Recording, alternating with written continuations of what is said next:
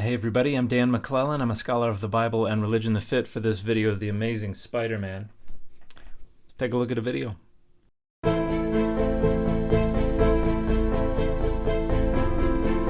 Now you may have seen a headline like this in the last day or two claiming that we've proven the events associated with the angel of the Lord's killing of 185,000 Assyrian troops to put a stop to Sennacherib's siege of Jerusalem in the late 8th century BCE.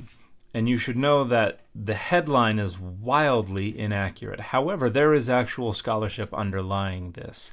Specifically, this paper, which was just published in the journal Near Eastern Archaeology, which is about an attempt to recover the ancient siege camps that Sennacherib used when he laid siege to a bunch of cities in northern Israel and in Judah, including Jerusalem. And it starts with the reliefs that Sennacherib put in his palace in Nineveh after returning from this siege that depict the destruction of the city of Lachish.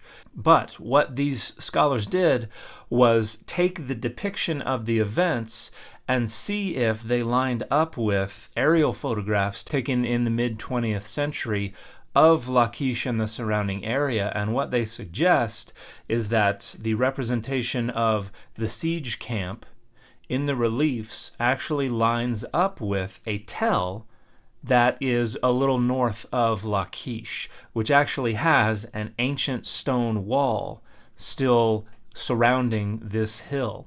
And so the argument is maybe the depiction of this siege in the relief is a very accurate depiction, and this actually shows where the siege camp was located. And there have not been excavations yet at that hill based on this research, but that would be the next step. But then the authors go on to look at other sites, including Jerusalem, and they suggest that they might have identified the siege camp where Sennacherib located his troops while laying siege to Jerusalem at the end of the 8th century BCE.